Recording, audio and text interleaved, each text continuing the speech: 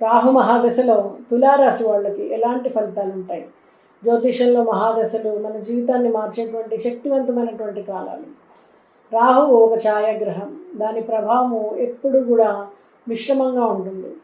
తులారాశి అంటే శుక్రుడు అధిపతి, అందుకే శుక్ర రాహు సంయోగం కలిస్తే ఫలితాలు చాలా శక్తివంతంగా ఉంటాయి. ఈ మహాదశలో ఆకస్మికమైనటువంటి మార్పులు, అప్రత్యక్ష ఫలితాలు, భౌతిక ప్రగతి, అలాగే మానసికంగా ఒత్తిడి రెండు కూడా ఉంటాయి. మరి రాహు స్వభావము తులారాశి వాళ్ళకి ఎందుకు ముఖ్యం? రాహువు మాయ, భ్రమ, ఆశ, వ్యామోహం ఇచ్చేటువంటి గ్రహం. అయితే ఇది సాధారణంగా మార్గం కాకుండా వేరే దారుల్లో నడిపిస్తూ ఉంటుంది.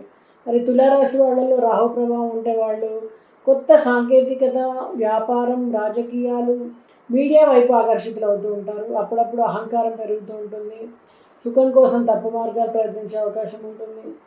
మరి రాహు మహాదశ కాలము మొత్తము 18 సంవత్సరాలు ఉంటుంది. మరి 18 సంవత్సరాల్లో కూడా తులారాశి వాళ్ళకి వివిధ దశలు ఎదురవుతాయి. మరి ప్రతి దశలో కూడా ఫలితాలు మారిపోతూ ఉంటాయి. మరి తులారాశి వారి వ్యక్తిత్వం పైన రాహు ప్రభావం ఎలా ఉంటుంది అంటే, పాజిటివ్ మార్పులు చూస్తే కొత్త ఆలోచనలు, సృజనాత్మకత శక్తి పెరుగుతుంది. ఆకర్షణీయమైనటువంటి వ్యక్తిత్వం, ప్రసిద్ధి చెందేటువంటి అవకాశం, ధైర్యం, ఆత్మవిశ్వాసం పెరుగుతుంది. నెగిటివ్గా చూస్తే అసహనం, కోపం పెరుగుతుంది. మానసిక ఒత్తిడి, ఆందోళన పెరుగుతుంది. తప్పుడు మిత్రులు, అనవసరమైనటువంటి సంబంధాలు ఏర్పడతాయి. వృత్తి, కెరీర్ పరంగా చూస్తే రాహు మహాదశలో తులారాశి వాళ్ళకి రాజకీయాలు, సినిమా, మీడియా, బిజినెస్, సాంకేతిక రంగాల్లో ఎదిగే అవకాశం. మరి విదేశీ సంబంధాలు, విదేశీ ఉద్యోగ అవకాశాలు కూడా కలిసి వస్తాయి. రిస్కీ ఇన్వెస్ట్మెంట్స్లో కొంత లాభం ఉంటుంది, కానీ తప్పు సమయంలో నష్టాలు కూడా రావడానికి ఆస్కారం ఉంటుంది. ప్రమాదాల్ని చూసినట్టయితే సహచరులతో వాదనలు, కేసులు, ద్రోహం ఎదుర్కోవడం, తాత్కాలికంగా ఖ్యాతి వచ్చినా కూడా అది శాశ్వతంగా ఉండకపోవచ్చు.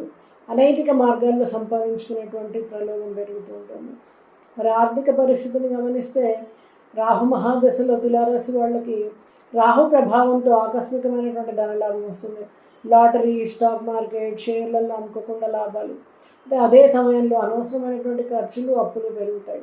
భోగాలు ఎక్కువైతే దాంతో సేవింగ్స్ తగ్గుతాయి. మరి రాహు మహాదశలో తులారాశి వాళ్ళకి కుటుంబ సంబంధాలను గమనించినట్టయితే భార్యాభర్తల మధ్య విభేదాలు, అనుమానాలు వస్తాయి. ప్రేమ సంబంధాలు రహస్యంగా ఉండే అవకాశం ఉంటుంది.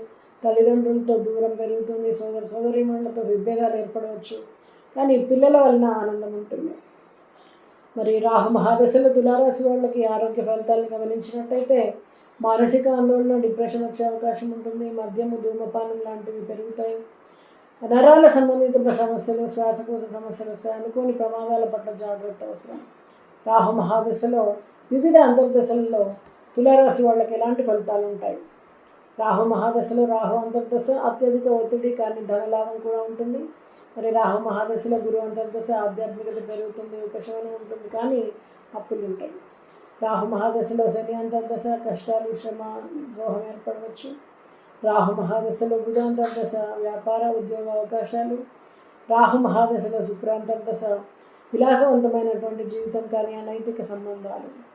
రాహు మహాదశలో చంద్ర అంతర్దశ మానసిక ఆందోళన, కుటుంబ విభేదాలు. రాహు మహాదశలో కుజ అంతర్దశ కోపం, ప్రమాదాలు పెరగడం.